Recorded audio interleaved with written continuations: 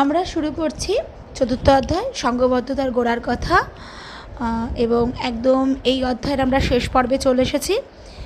লেখায় ও রেখায় জাতীয়তাবোধের বিকাশ।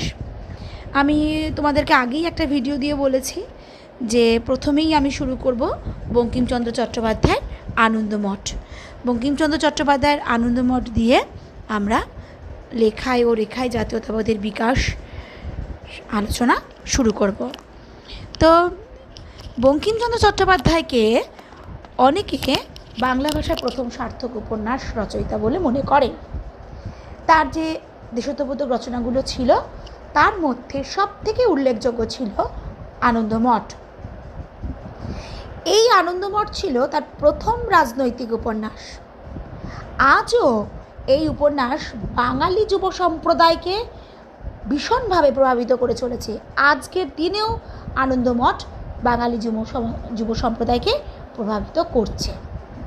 তবে আমরা যে আনন্দমঠ নিয়ে আলোচনা করব, সাহিত্য হিসাবে আমরা বিষয়টিকে দেখব না, তার সাহিত্যিক দিকগুলোকে আনবো না, বা আমাদের এই ছোট্ট একটা অনলাইন ক্লাসের মধ্যে অত বড় একটা উপন্যাস পুরোটা আলোচনা করব সেটাও কিন্তু সম্ভব নয়। আমরা কি দেখব তাহলে? আমরা দেখব কিভাবে আনন্দমঠ উপন্যাস জাতীয় চেতনার প্রসারে গুরুত্বপূর্ণ ভূমিকা পালন করছে। আমরা আরও দেখব যে সমসাময়িক স্বাধীনতা মানে ভারতের যে স্বাধীনতা আন্দোলন হয়েছিল সেই আন্দোলনেই এর অবদানই বা কী ছিল। মানে কি, এখানে আমরা আনন্দমঠ উপন্যাসটিকে সম্পূর্ণভাবে ইতিহাসের নিরিখে বিশ্লেষণ করব। ঠিক আছে? আমরা যদি আনন্দমঠ উপন্যাসের আলোচনাকে কয়েকটি ভাগে ভাগ করে নিয়ে আলোচনা করি তবে আমাদের বুঝতে অনেক সুবিধা হবে। মানে আমি বলতে চাইছি কতগুলো পয়েন্ট দিয়ে, কয়েকটি পয়েন্টের ভিত্তিতে আমি এই বিষয়টাকে আলোচনা করব। যেমন ধরো, এর রচনাকাল কবে লেখা হয়েছিল, কোন প্রেক্ষাপটে, অর্থাৎ তার পটভূমিকা কী ছিল, কোন পটভূমিকায় রচনা করা হয়েছে। বা আনন্দমঠ উপন্যাসের সবথেকে গুরুত্বপূর্ণ দিক হচ্ছে যে এই উপন্যাসে আমাদের বন্দে মাতরম সঙ্গীতের সংযোজন। এই বন্দে মাতরম সঙ্গীতের সংযোজনের দিকটি আমরা দেখব। বন্দে মাতরম কেন এত গুরুত্বপূর্ণ সেই দিকটাও আমরা আলোচনা করব। বা আনন্দমঠ উপন্যাসের মাধ্যমে বঙ্কিমচন্দ্র চট্টোপাধ্যায় কীভাবে স্বদেশ প্রেমকে তুলে ধরেছেন সেই দিকটি, সেটাও একটা পয়েন্টের ভিত্তিতে আলোচনা করব। এবং সবশেষে আমরা করব এর কি অবদান ছিল, তার কি গুরুত্ব ছিল। তো সেই প্রসঙ্গে আমাদের প্রথম যে পয়েন্টটা আসে যে রচনাকাল। বঙ্কিমচন্দ্র চট্টোপাধ্যায় তার এই আনন্দমঠ উপন্যাসটি বঙ্গদর্শন পত্রিকায় ধারাবাহিকভাবে 1881 খ্রিস্টাব্দের এপ্রিল মাস থেকে লেখা শুরু করেন। পরে লেখাটি 1882 খ্রিস্টাব্দে একটা গ্রন্থের আকারে প্রকাশিত হয়। এবার আমরা আলোচনা করব কোন পটভূমিকায় বা কোন প্রেক্ষাপটে আনন্দমঠ উপন্যাসটি লেখা হয়েছিল। আনন্দমঠের কাহিনী মূলত একদিকে 76-এর মন্বন্তর আর অন্যদিকে সন্ন্যাসী বিদ্রোহের পটভূমিতে রচিত হয়। একদিকে এখানে সন্ন্যাসী বিদ্রোহের সন্তান দলের ভূমিকা যেমন বঙ্কিমচন্দ্র চট্টোপাধ্যায়কে এই উপন্যাসটি লিখতে অনুপ্রাণিত করেছিল, ঠিক তেমনি অন্যদিকে 76-এর মন্বন্তরের পরিপ্রেক্ষিতে ব্রিটিশ শাসনের যে কদর্য রূপ, অর্থাৎ চরম আর্থিক সংকটেও কোম্পানি যেভাবে ভারতীয়দের উপর আর্থিক শোষণ চালিয়ে যাচ্ছিল তা বঙ্কিমচন্দ্র চট্টোপাধ্যায়কে ভীষণভাবে ব্যথিত করে তুলেছিল এবং কোম্পানির শাসনের সেই কদর্য রূপটি তিনি এই উপন্যাসে তুলে ধরার চেষ্টা করলেন। এবং কোম্পানির শাসনের সেই কদর্য রূপটি তিনি এই উপন্যাসে তুলে ধরার মধ্য দিয়ে ভারতীয়দের জাতীয় চেতনায় উদ্বুদ্ধ করার চেষ্টা করেন। যেভাবে এই উপন্যাসের সূচনা করা হয়েছিল যে পদচিহ্ন গ্রামের সম্ভ্রান্ত দম্পতি মহেন্দ্র সিং এবং তার স্ত্রী কল্যাণী দেবী 76 মন্বন্তরের কবলে পড়ে ঋতসর্বস্ব হয়ে পড়েন। তখন তারা পেটের দায়ে বেঁচে থাকার তাগিদে নগরান্তরে যেতে তৎপর হন, মানে তারা শহরের দিকে পা বাড়ান। কিন্তু ঘটনাচক্রে তারা পরস্পর থেকে বিচ্ছিন্ন হয়ে পড়েন। কল্যাণী দেবী তার শিশুকন্যাকে নিয়ে বনের মধ্যে ভীত সন্ত্রস্ত হয়ে অজ্ঞান হয়ে যান। তখন স্বামী সত্যানন্দ তাদের উদ্ধার করেন। তারপর বহু ঘটনার ঘাত প্রতিঘাতের মধ্য দিয়ে স্বামী সত্যানন্দ শেষ পর্যন্ত এই আলোচ্য দম্পতিদের মধ্যে মিলন ঘটান। এদিকে ইতিমধ্যে মহেন্দ্র সিং স্বয়ং স্বামী সত্যানন্দের শিষ্যত্ব গ্রহণ করেন ও সন্তান দলের সদস্য হন। এখন বিষয়টা হচ্ছে যে আমরা এখানে কিন্তু এই বিচ্ছেদ হওয়া দম্পতিদের আবার মিলন হলো এই দিকটিকে বিশ্লেষণ করব না, বরং বিশ্লেষণ করব কিভাবে মহেন্দ্র সিং ও কল্যাণী দেবী সন্তান দলের আদর্শের দ্বারা প্রভাবিত হয়ে অন্যায় ও অবিচারের বিরুদ্ধে বিদ্রোহে সামিল হলেন। আমরা এখানে বিশ্লেষণ করব কিভাবে মহেন্দ্র সিং এবং কল্যাণী দেবী নিজেদেরকে প্রস্তুত করলেন বিদ্রোহে সামিল হওয়ার জন্য, অনুশীলন করলেন কিভাবে নিজেদেরকে তৈরি করবার জন্য। লাঠি চালনা থেকে শুরু করে শরীরচর্চা, বিভিন্ন কর্মসূচির মধ্য দিয়ে তারা কিভাবে নিজেদেরকে প্রস্তুত করলেন বিদ্রোহে সামিল হওয়ার জন্য। আমরা ইতিহাসের সেই দিকটিকে এখানে বিশ্লেষণ করব তারা কিভাবে ভবিষ্যতে বহু বিপ্লবীর অনুপ্রেরণা হয়ে উঠলেন।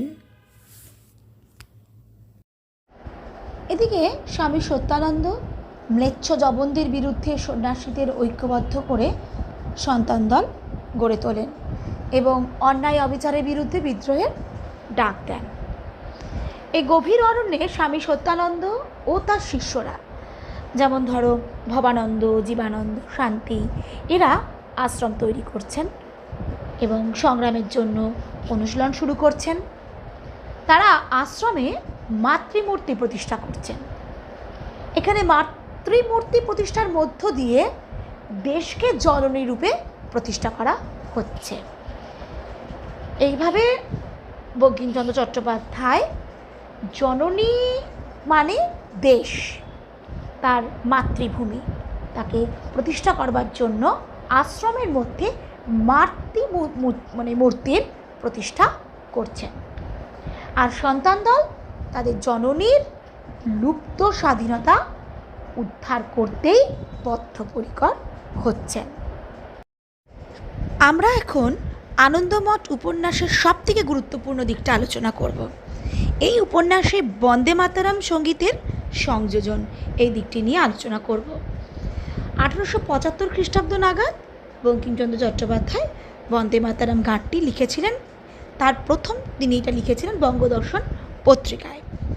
পরে তিনি দেবী দুর্গার বন্দনাগীতি হিসাবে অরবিন্দ ঘোষের অনুরোধে আনন্দমঠ উপন্যাসে এই গানটি সংযোজিত করেন। এটা হচ্ছে ইতিহাস, এটা হচ্ছে ঘটনা। একটা গল্প বলবো, তোমাদের বইতেও টুকরো কথাতে আছে, দেখবে তোমরা তো অনেক সময় খেয়াল করো না, টুকরো কথাতে আছে।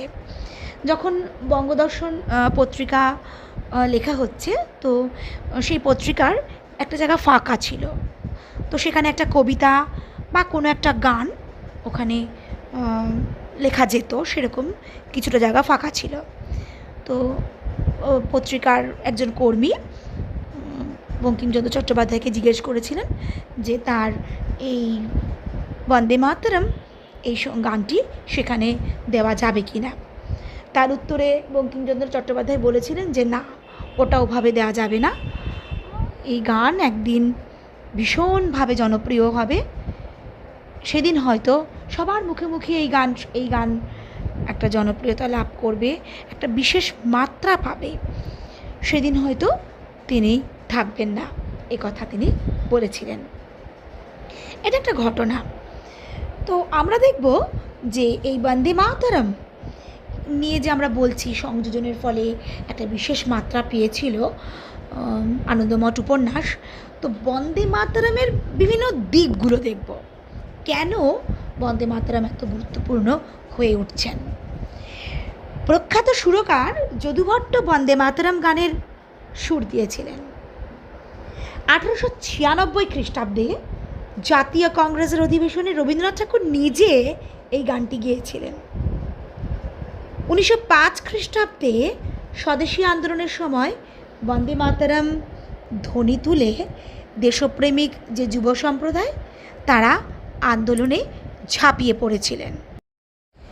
ভিকাজি কামা 1907 খ্রিস্টাব্দে ভারতের প্রথম জাতীয় পতাকার যে রূপ দিয়েছিলেন তাতে দেবনাগরী অক্ষরে বন্দে মাতরম ধ্বনিটি লেখা ছিল। এগুলো হচ্ছে বন্দে মাতরম সঙ্গীতটির বিভিন্ন দিক, যা আনন্দমঠ উপন্যাসকে ভীষণভাবে আনন্দমঠ উপন্যাসকে খুব গুরুত্বপূর্ণ করে তুলছে। ব্রিটিশ বিরোধী দেশাত্মবোধ প্রচারের অপরাধে শেষ পর্যন্ত ব্রিটিশ সরকার আনন্দমঠ উপন্যাসকে নিষিদ্ধ বলে ঘোষণা করছেন এবং তার সাথে এই বন্দে মাতরম ধ্বনির উপরও নিষেধাজ্ঞা জারি করা হচ্ছে। তারপর আমরা কি জানি, 1947 খ্রিস্টাব্দে স্বাধীনতা লাভের পর বন্দে মাতরম সঙ্গীতটিকে ভারতের জাতীয় সঙ্গীতের মর্যাদা দেওয়া হয়।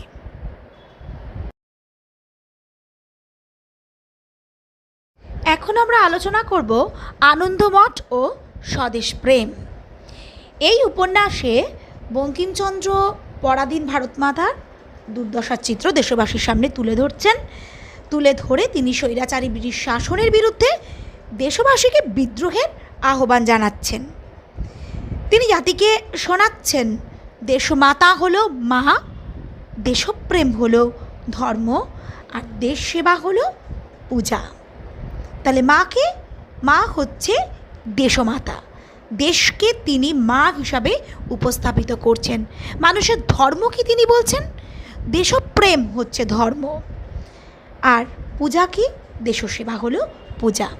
তিনি সত্যানন্দের মুখে বলাচ্ছেন যে আমরা অন্য মা মানি না, জন্মভূমিই হচ্ছে জননী। বনে জঙ্গলে গিয়ে আত্মার মুক্তি হয় না, সন্ন্যাসীর মূল লক্ষ্য মানুষের মুক্তি, মানে দেশের মুক্তি। তিনি আরও বলছেন যে আবেদন নিবেদন নয়, বরং ক্ষাত্রশক্তি ও আত্মদানের মাধ্যমে দেশমাতৃকার মুক্তি সম্ভব। তার মানে কি, আমরা কিন্তু বঙ্কিমচন্দ্র চট্টোপাধ্যায় তিনি যে চরমপন্থায় বিশ্বাসী ছিলেন তার আভাস কিন্তু আমরা এখানে পাচ্ছি। যেমন আবেদন নিবেদন নীতির বিরুদ্ধে তিনি এখানে বলছেন নরমপন্থীদের, তিনি বলছেন আত্মবলিদান আর ক্ষাত্রশক্তি এইটাই আমাদের দেশমাতৃকার মুক্তি ঘটাবে। বাংলার যুবক, ভারতের যুবকরাই পারবে তাদের শক্তি দিয়ে দেশমাতাকে উদ্ধার করতে। দেশমাতার মুক্তি একমাত্র তারাই পারবে, এবং সেই মুক্তি কখনোই আবেদন নিবেদন নীতির দ্বারা নয়, শক্তির দ্বারা, আত্মবলিদানের দ্বারা। তার এই যে আহ্বান আজও যুব সম্প্রদায়কে কিন্তু অনুপ্রাণিত করে চলছে। আজও যুব সম্প্রদায় তার এই আবেদনের দ্বারা অনুপ্রাণিত হচ্ছে।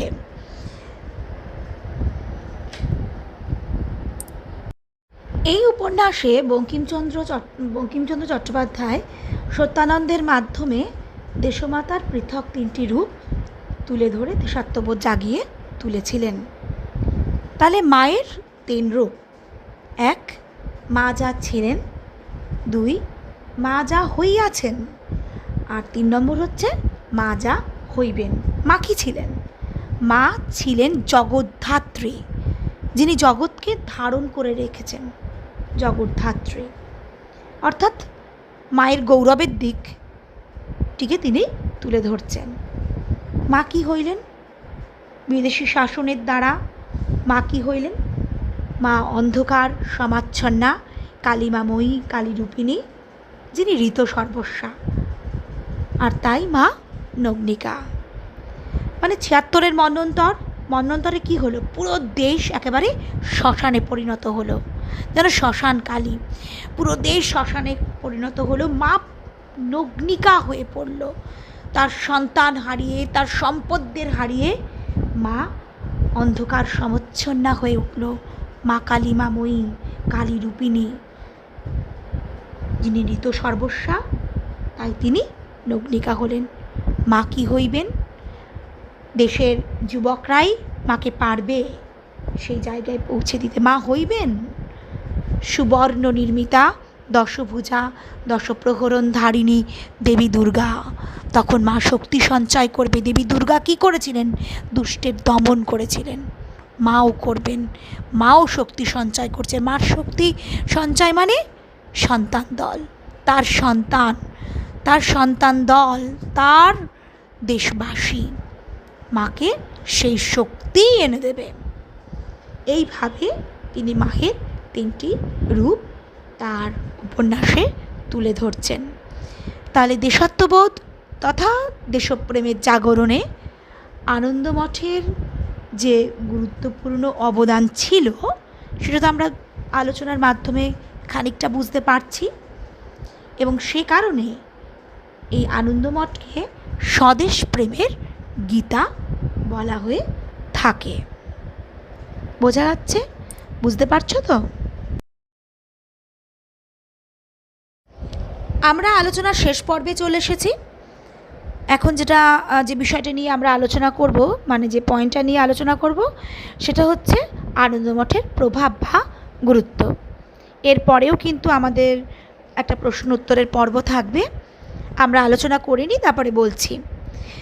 আর মেয়েদেরকে বলছি, যদি কোথাও কোনো জিজ্ঞাসা এসে থাকে অবশ্যই ভিডিওটা দেখে এবং শুনে আমাকে মেসেজ করে তোমাদের অস্পষ্টতা দূর করবার চেষ্টা করবে। তো প্রভাব প্রসঙ্গে প্রথমেই যেটা আমি বলবো সেটা হচ্ছে, আমরা তো দেখতেই পাচ্ছি যে জাতীয়তাবাদের বিকাশে আনন্দমঠ কিন্তু ভীষণভাবে নানানভাবে সাহায্য করছে। যেমন আনন্দমঠের সন্তান দলের আদর্শ বিপ্লবী যুব সমাজকে অনুপ্রাণিত করেছিল। তার তো উদাহরণ আমরা দেখেছি অনুশীলন সমিতি প্রতিষ্ঠার মধ্য দিয়ে। তো আমরা যে দেখেছি যে বিপ্লবী গুপ্ত সমিতিগুলো, যেমন এই অনুশীলন সমিতি বা যুগান্তর দল গড়ে উঠছে, এটা গড়ে উঠছে আনন্দমঠের ভাবধারা থেকেই। আনন্দমঠে যে অনুশীলন তত্ত্বের কথা বলা হচ্ছে, সেখান থেকেই কিন্তু অনুশীলন সমিতি গড়ে ওঠার ধারণা আসছে বা নামকরণটা আসছে। এছাড়া দেশকে মা বলে উল্লেখ করে আনন্দমঠ দেশপ্রেমের জোয়ারে যুব সম্প্রদায়কে ভাসিয়ে নিয়ে গিয়েছিল। তাছাড়াও এই উপন্যাস নারী সমাজকেও অনুপ্রাণিত করছিল। যেমন উদাহরণ হিসাবে আমরা বীণা দাসের নাম বলতে পারি, প্রীতিলতা ওয়াদ্দেদারের নাম বলতে পারি, যারা কিন্তু এই আনন্দমঠ থেকেই অনুপ্রাণিত হয়ে বিপ্লবের পথে পা বাড়িয়েছেন। বুঝতে পারছো তো? শুধু তাই নয়, বন্দে মাতারাম ধ্বনি সারা দেশে একটা মন্ত্রের মতন কাজ করেছিল। এছাড়াও উপন্যাসের ভাষা, তার গঠন কৌশল জাতীয়তাবাদের একটা আবহ তৈরি করতে সাহায্য করেছিল। রবীন্দ্রনাথ ঠাকুর বলেছিলেন এক জায়গায় যে 3টি গ্রন্থ স্বাধীনতা আন্দোলনে ভীষণ গুরুত্বপূর্ণ ভূমিকা পালন করেছিল। কি সেই 3টি গ্রন্থ? 1 শ্রীকৃষ্ণের গীতা, 2 বিবেকানন্দের রচনাবলী, আর হচ্ছে বঙ্কিমচন্দ্র চট্টোপাধ্যায়ের আনন্দমঠ। তাহলে তোমরা এই আলোচনার মাধ্যমে এটা সহজেই বুঝতে পারছো, আমি আশা করি বুঝতে পারছো, যে লেখার মাধ্যমেও মানুষকে সংঘবদ্ধ করা যায়।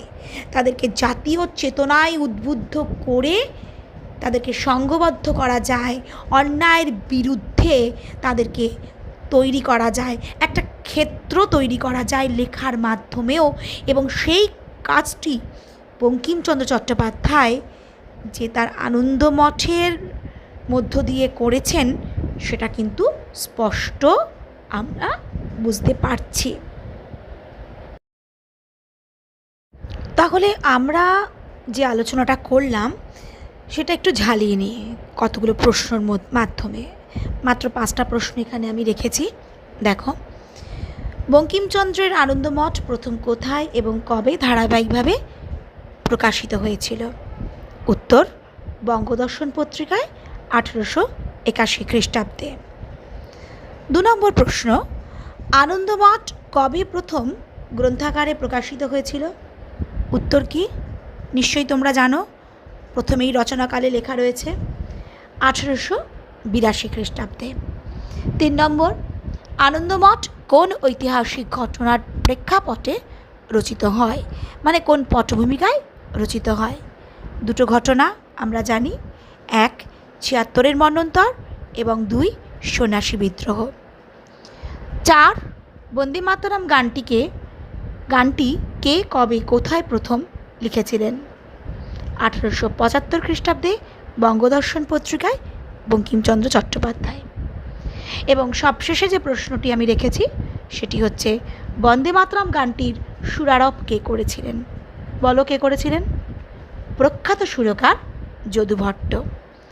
এরপরে আমি কিছু প্রশ্ন দেব যেগুলো নিজেরা অনুশীলন করবে, নিজেরা এখনই যে ভিডিওটা শুনলে বা দেখলে তার পরিপ্রেক্ষিতে বইটাকে সামনে রেখে কয়েকটা প্রশ্ন দিচ্ছি, এক্ষুনি খাতায় লিখে ফেলো।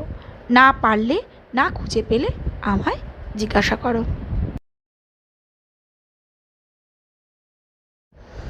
এই দেখো, এই প্রশ্নগুলো তোমাদেরকে অনুশীলন করবার জন্য দিলাম। এখানে 8টা প্রশ্ন আছে, আশা করি তোমরা পারবে। এই আলোচনার মাধ্যমেই তোমরা এই প্রশ্নের উত্তরগুলো দিতে পারবে। যে বিভিন্ন স্লাইড তোমাদের সামনে আমি উপস্থাপন করেছি সেখান থেকেও কিন্তু অধিকাংশ প্রশ্নের উত্তর তোমরা পাবে। 2-1টি প্রশ্নের জন্য তোমাদেরকে একটু বইটা পড়তে হবে। তোমরা অবশ্যই এগুলো পড়বে, খাতায় লিখবে। তো তোমরা কি বুঝতে পেরেছো? কোথাও যদি বুঝতে অসুবিধা হয় আমাকে পার্সোনালি তোমরা মেসেজ করো, আমার হিস্ট্রি গ্রুপে মেসেজ করো, তাহলেও হবে। ঠিক আছে, আজ তাহলে এই অবধি থাক। তোমরা ভালো থেকো, সুস্থ থেকো, পড়াশোনা করো।